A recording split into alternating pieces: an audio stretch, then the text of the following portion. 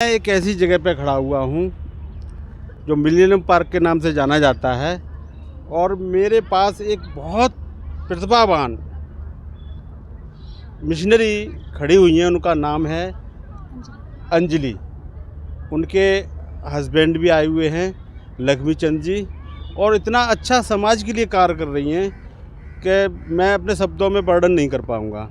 इन्होंने एक NGO बनाया हुआ, जैसे कि आप देख रहे होंगे, पथ प्रदर्शक। माध्यम इनका ये है और ये एक राष्ट्र हित में काम कर रही हैं। इनके अंदर एक पीड़ा है कि भारत हमारा विकासशील से विकसित कैसे हो सकता है। तो मैं ज़्यादा देर न करते हुए सीधे मैं उन्हीं के पास चलता हूँ और मैं पूछता हूँ इनका पता क्या है, इनका उद्देश्य क्या है, भारत विकासशील से विकसित कैसे हो सकता है। हमें भी तो पता चले, इस देश की जनता को भी पता चले कि ये किस तरह का कार्य कर रही हैं। तो अंजलि जी, ज़रा आप बताएं आपका परिचय क्या है। नमस्कार, मेरा नाम अंजलि है और हमारी एक संस्था है पथ प्रदर्शक संस्था, जो बेसिकली बच्चों के विकास के लिए ही काम करती है। बच्चे जो आज की आने वाले समय की भावी पीढ़ी है, बच्चे आगे बढ़ेंगे तो विकास होगा। मैं रोकना चाहूँगा, पथ प्रदर्शक का क्या मतलब है, इसका शाब्दिक अर्थ बताएं। जी सर, पथ प्रदर्शक का जो मेन हमारा मतलब है वो ये है, पथ मतलब रास्ता और प्रदर्शक मतलब उसको दिखाने वाला, यानी ऐसा रास्ता जो बच्चे जिसके सहारे चलते चलते आगे विकास करें। मतलब आप एक ज्ञान का दर्पण हैं, माध्यम पथ प्रदर्शक है। जी, ये कह सकते हैं आप। तो मैं ये थोड़ा सा विलम्ब न करते हुए मैं एक प्रश्न करना चाहूँगा कि आप भारत में रहते हैं तो भारत से आपको लगाव है, दर्द भी होगा। आप देख रहे हैं कि संस्कृति हमारी बहुत पुरानी है, जैसे कि लोग कहते हैं, इतिहास कहता है। तो हमारा भारत वहीं के वहीं है, यानी विकासशील से विकसित नहीं हो पा रहा है। तो आप इस पर कुछ प्रकाश डालें। जी सर, देखिए सर, हमारा जो भारत है वो विकासशील से विकसित उस दिन होगा जिस दिन हमारी युवा पीढ़ी पढ़ने की तरफ, किताबों की तरफ जाएगी, अंधविश्वास को छोड़कर किताबों की तरफ जागृत होगी। अंधविश्वास से आप क्या समझते हैं, क्या होता है अंधविश्वास? देखिए, अंधविश्वास का मतलब, मैं तो खैर बहुत एक तुच्छ हूँ, मैं क्या, हमसे इतने बड़े बड़े कवि हैं, बहुत सारे कवियों ने इसके ऊपर भी बात भी कही है कि एक वो भी है कि दोहा भी है, पत्थर पूजे हरी मिले, मैं पूछूं पहाड़, ताते घर की चकिया भली, पीस का है संसार। जी, किसके लिए कहा? हिंदुओं के लिए कहा? ये हिंदुओं के लिए कहा। जी बिल्कुल, ये और मुसलमानों के लिए क्या कहा है, किसने कहा है? जी, कबीर जी ने मुसलमानों के लिए भी बोला है। क्या बोला है? कांकर पाथर जोड़ के मस्जिद ये बनाई, ताचड़ मुल्ला बांगदे का बैरव है खुदाई। जी बिल्कुल। तो वही है कि जब तक हमारी भावी पीढ़ी अंधविश्वास में लगी रहेगी, अंधविश्वास में घुसी रहेगी, तब तक वो विकास नहीं कर सकती। कोई उदाहरण है अंधविश्वास का?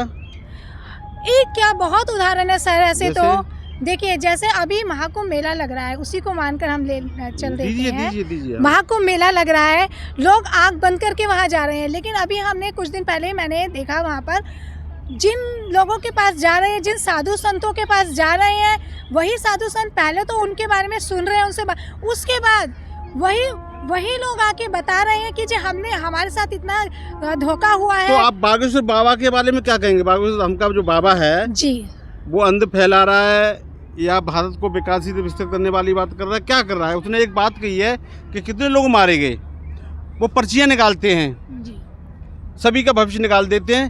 तो उन्होंने हनुमान जी के द्वारा उसका कुंभ का भविष्य क्यों नहीं निकाला? और वो जो बच्चे मरे थे, लोग मरे थे, उनके बारे में कह रहे हैं इनको मोक्ष मिल गया। तो क्या इनकी ये वाणी सही है या गलत है? देखिए, बागेश्वर बाबा जी को भी सही कह रहे हैं आप, बहुत लोग मानते हैं।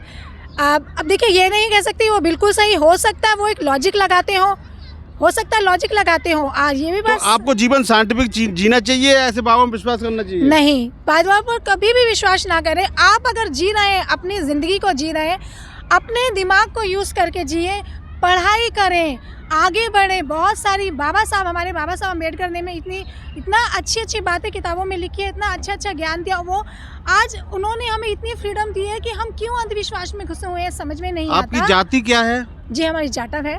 नो, आप सिर्फ और सिर्फ मानव हैं जी, और धर्म मानवता है। इस पे मैं पंक्ति कहना चाहूँगा, लोग पाकिस्तान को कोसते हैं, अमेरिका को कोसते हैं, चीन को कोसते हैं, उनकी धरती की बात करते हैं। जो बुद्ध की धरती भारत है उसकी बात नहीं करते। उस पर एक पंक्ति है, मानव है मानव से मानवता की बात कर। जी, मानव है मानव से मानवता की बात कर, और जिस जमी पे तू जमा है, बुद्ध की जमी पे तू जमा है, उस जमी की बात कर। गैर की माटी न दफनाएगी तेरी लाश को, इसलिए जिस जमी पे तू जमा है उस जमी की बात। ये सत्य है कि गलत है? बिल्कुल सत्य है, सही, बिल्कुल सत्य। पत्थर में सिर मारोगे तो चोट किसकी लगेगी? मेरे चोट लगेगी। तो अपने ही लगेगी, पत्थर को थोड़ी कुछ होगा, तो अपने चोट। इससे तो अच्छा है अंधविश्वासों को छोड़ो, जागृत हो, अपनी बुद्धि को आगे बढ़ाओ, विकास की तरफ तोड़ो। यानी आपकी थर्ड आई क्या है? बुद्धि। बुद्धि, यस। आपका एक्सीडेंट होने वाला है, आपने बुद्धि का प्रयोग कर लिया, बचा ले गए, तो ये क्या है? थर्ड आई। लोग भाग्य को कोसते हैं, क्यों कोसते हैं? भाग्य का क्या रोल है? देखो भाग्य का शब्द का रोल क्या है? उसका रोल क्या है? भाग्य का कोई रोल नहीं है, मेन है थर्ड आइज को यूज करो। हर कहते हैं सिक्स सेंस होता है। कर्म से भाग्य बनता है, भाग्य से कर्म बनता है। जी, कर्म से भाग्य बनता है, यानी कर्म प्रधान है। कर्म प्रधान है। बिना कर्म के कुछ हासिल नहीं हासिल होगा, भाग्य हासिल नहीं हो सकता। नहीं हो सकता, कर्म है तभी भाग्य बना सकते हो आप। देखिए, एक शब्द ने कहा था कि मैं किसी की आस्था पे चोट नहीं पहुंचाना चाहती, उसमें एक बात करना चाहूँगा। संगीत से ज्ञान नहीं मिलता, मस्जिद में अल्लाह नहीं मिलता, गुरुद्वारे में गुरु नानक नहीं मिलता, और चर्च में ईशा नहीं मिलता। रिपीट करूँगा क्योंकि मंदिर रह गया। संगीत से ज्ञान नहीं मिलता, मंदिर में भगवान नहीं मिलता। पत्थर तो सिर्फ इसलिए पूछते लोग क्योंकि विश्वास के लायक इंसान नहीं मिलता। मैं सही कह रहा हूँ, गलत कह रहा हूँ? बिल्कुल सही कह रहे हैं सर आप। क्या आस्था से देश चलता है? किससे चलता है? आस्था से, गीता से, बाइबल से, कुरान से चलता है कि किससे चलता है? बताएं। संविधान से चलता है देश। तो इनका कहने का मतलब है देश न आस्था से चलता है, न गीता से चलता है, न बाइबल से चलता है, न कुरान से चलता है। ये देश चलता है तो संविधान से चलता है। ये संविधान ना होता तो हम आपस में लड़ रहे होते, एक राजा वहाँ का होता, एक राजा वहाँ का होता। तो संविधान हमारी क्या है? राष्ट्रीय ग्रंथ है ना? जी बिल्कुल, संविधान ही हमारा राष्ट्रीय ग्रंथ है। आज जो आप मुझसे बात कर रही हो, अधिकार किसने दिलवाया था? बाबा साहब ने, भीमराव अम्बेडकर जी ने। किस कोड बिल के द्वारा दिलवाया था? Hindu code bill. Hindu code bill के द्वारा जब महिलाओं को जब उन्हें बना के तैयार कर दिया था, जब ये अधिकार नहीं दे रहे थे और पार्लियामेंट में जो क्वेश्चन पुटअप हो गया था, तो बाबा साहब ने क्या त्याग किया था? अपने विधि मंत्री पद से इस्तीफा दे दिया था। ठीक है ना? जो कांग्रेस का मंत्रिमंडल था उसको स्वीकार नहीं कर रहा था। आप बता सकते बाबा साहब कोई संविधान लिखने का अधिकार क्यों दिया गया? या उनको प्रारूप कमेटी का अध्यक्ष उन्हीं को, बहुत पढ़े लिखे लोग थे, उन्हीं को क्यों बनाया गया? देखिए, मैं जहाँ तक मानती हूँ बाबा साहब के जैसे शायद कोई ऐसा नहीं था जो इतना पढ़ा लिखा हो या इतना बुद्धिजीवी इंसान हो। बाबा साहब बहुत बुद्धिजीवी थे, वो बहुत कुछ जानते थे, और शायद सब लोगों ने यही माना कि नहीं बाबा साहब है जो शायद ये सब कर सकते। वो एक टैलेंटेड इंसान थे, टैलेंटेड पर्सन थे, तो इसीलिए उन्हें इस चीज़ के लिए चुना गया। जब ये साइमन कमीशन ने रिपोर्ट मांगी थी कि हम आज़ाद तो करे आए, देश को कैसे चलाएंगे, उस समय समीक्षा के लिए आए थे जो भारत में लोग आए थे, तो बाबा साहब के पास बाद में पहुंचे थे। पहले सभी सदस्यों के पास गए थे तो कोई सो रहा था, कोई विदेश गया हुआ था, कोई बीमार था। लास्ट में अर्धरात्रि के बाद में वो बाबा साहब के पास पहुंचते हैं, तो बाबा साहब को उन्होंने देखा। क्या देखा था बता सकते हैं? मैं बताऊं। बाबा साहब उस समय उन्होंने अपना एक पैर जो है पंखे से बांध रखा था और संविधान को, अधूरा जो संविधान था उसको पूर्ण कर रहे थे। जब संविधान लिख गया, ये बन के कब तैयार हुआ था? कुछ डेट पता है आपको? ये तैयार हुआ था 26 नवंबर, बता रही हूँ, 26 नवंबर 1949 को। Very good. लागू कब हुआ था? ये 26 जनवरी 1950। जब इसको उसमें विधानसभा भवन में, या कहना चाहिए संविधान सभा भवन में लागू नहीं होने दे रहे थे, तो बाबा साहब ने बहुत अच्छी बात कही थी। तो क्या कही थी, याद है कुछ? नहीं, मुझे भी याद। बाबा साहब ने ये कहा था कि इस संविधान को यदि प्रयोग करने वाले लोग अच्छे होंगे तो यही संविधान अच्छा साबित होगा, और प्रयोग करने वाले लोग अच्छे नहीं होंगे तो यही संविधान गलत साबित होगा। तो एक मत से तालियां बजी थी और वही संविधान लागू हो गया था। ये लागू कब हुआ था? 15 अगस्त 26 जनवरी 1950 26 जनवरी 1950 को हमारा देश हमारा संविधान लागू हुआ था बाबा साहब के द्वारा। पहले पुरुष प्रधान देश हुआ करता था। जी बिल्कुल। महिलाओं को पैर की जूती समझा जाता था, सती प्रथा होती थी, देवदासी प्रथा होती थी, और महिलाओं को पढ़ने का अधिकार नहीं था, महिलाओं को बाहर घूमने का अधिकार नहीं था, महिलाओं को धर रखने का अधिकार नहीं था। ये अधिकार किसने दिलवाए थे? बाबा साहब ने संविधान में लिखकर हमें अधिकार मिले उस चीज के। हमारे तो फिर आपका भगवान कौन हो गया? Baba Saheb, doctor B R Ambedkar, doctor Bhimrao Ambedkar ji. हाँ, वही हमारे भगवान है, क्योंकि उन्होंने इससे पहले एक महिला थी जिन्होंने एक शिक्षा के जनक थे, उनकी पत्नी थी, उनका नाम बता सकती हैं कौन थी? उनकी पत्नी भीमाबाई, सावित्री बाई। वो तो शिक्षा के लिए सावित्री बाई। सावित्री, हाँ, वो तो शिक्षा के लिए थे। वो बिल्कुल अनपढ़ थी, उनके पति ने उनको पढ़ाया था। पढ़ाने के बाद जब वो निकलती थी तो कई साड़ियाँ लेके निकलती थी। तो सर्वप्रथम उनको 5 कैंडिडेट मिले थे महिलाओं के रूप में, उसमें 4 ब्राह्मण थे, 1 शूद्र था। तो उनके पास जाते जाते उनकी 2-3 साड़ियाँ गंदी कर दी उन महिलाओं ने। नहीं, हम नहीं पढ़ेंगे, काम है, अंधे में ढकेल रहे हो ना, क्योंकि ऐसी प्रथा थी। तो वो दूसरी साड़ी चेंज कर लेती थी। फिर उनके दिमाग में आया, शिक्षा के जनक ने समझाया कि जगह कहाँ से मिलेगी। तो चलते चलते काफिला जुड़ता चला गया। तो चलते चलते बहुत महत्वपूर्ण महिला मिली जो पढ़ी लिखी भी थी। उनका नाम बता सकती हैं क्या था जिन्होंने विद्यालय के लिए जगह दी थी? फातिमा शेख। फातिमा शेख थी जिन्होंने विद्यालय के लिए जगह दी थी और उनको सपोर्ट किया था। आपको पता होना चाहिए कि आप एक महिला हैं, बहुत ज़रूरी है, क्यों बहुत ज़रूरी है। पढ़िएगा आप, क्योंकि समाज को कैसे आप जागरूक करेंगे जब आपको खुद जिस विषय पे बात में पूछ रहा हूँ उस विषय की जानकारी नहीं होगी, तो आप कैसे समाज को जागरूक करेंगे? पता करो, एक डायरी मेंटेन करो। तो संविधान में समानता का अधिकार दिया गया है, तो महिलाओं को जो अधिकार समानता का दिया गया है वो कौन सा आर्टिकल है? 14 है, 15 है?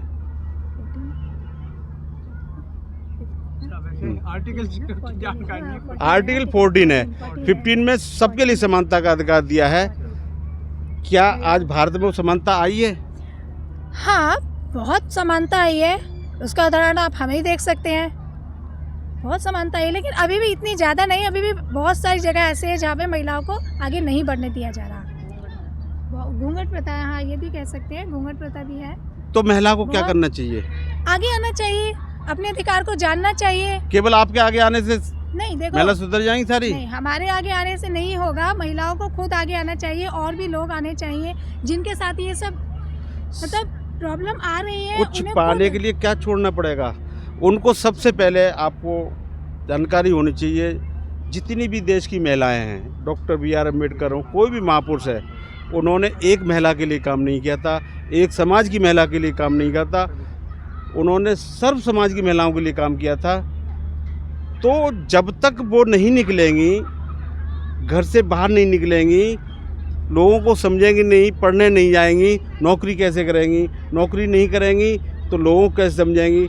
तो मेरा यह कहने का तात्पर्य है कि आप और अच्छे ढंग से मेहनत करें और इतिहास को ज़रूर एक डायरी मेंटेन करें, क्योंकि ये बहुत ज़रूरी है कि आप मान लो अचानक ही आपको कहीं बोलना पड़ गया, उस विषय पे जानकारी होना ज़रूरी है, क्योंकि जो भी विषय है उस विषय पे हमें जानकारी नहीं है तो हमें नहीं रहना चाहिए।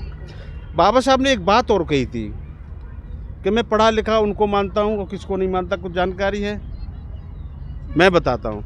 बाबा साहब ने कहा था, मैं पढ़ा लिखा उस व्यक्ति को मानता हूँ जो सामने वाले को लॉजिकली, बिना डर के, बिना भय के साइंटिफिक जवाब दे सके, जो धरातल पे सिद्ध हो जाए। नहीं दे पा रहा है, इसका मतलब है उससे तो अच्छा अनपढ़ व्यक्ति अच्छा है। और कुछ और भी लास्ट में कह गए थे कि जो मिशन मैंने बना के तैयार किया है उसके बारे में कुछ कहा था, कुछ जानकारी है? उन्होंने कहा था कि जो मैं मिशन दे के जा रहा हूँ, जो आइडियोलॉजी दे के जा रहा हूँ, जो विचारधारा दे के जा रहा हूँ, उसको तुम आगे ना बढ़ा सको तो पीछे मत ढकेलना, वहीं छोड़ देना। आने वाली पीढ़ी उसको आगे ले जाएगी। बिल्कुल। तो इसी के साथ आप देश को राष्ट्रहित में क्या संदेश देना चाहेंगे?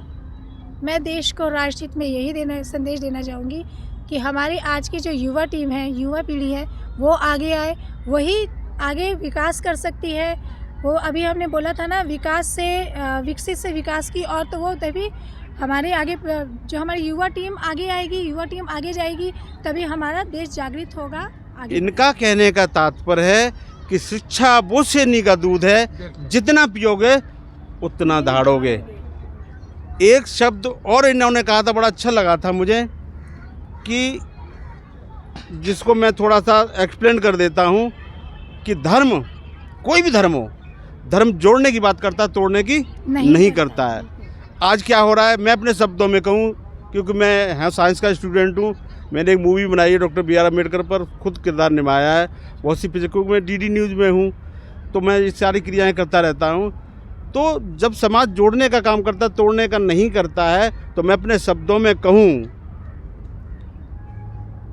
कि धर्म कोई भी हो, धर्म वो बिजली का नंगा तार है, यदि आप छुएंगे तो जल जाओगे। हिंदू मुस्लिम को छुएगा, आगजनी होगी, मुस्लिम सिख को छुएगा, आगजनी होगी। अपने शब्दों में यदि मैं कहूँ तो आज धर्म वो धंधा है जिसमें आप हमारे जैसे पढ़ा लिखा भी अंधा है। आज जिस जगह मैं खड़ा हूँ उसके लिए बाबा साहब लड़े हैं। इसी के साथ मैं अपने शब्दों को विराम देता हूँ, और सभी से, जहाँ तक मेरी आवाज़ पहुँच रही है, मैं सभी से नमन वंदन करते हुए सादर मेरा सभी को साधुवाद, साधुवाद, सहृदय से साधुवाद, साधुवाद, साधुवाद।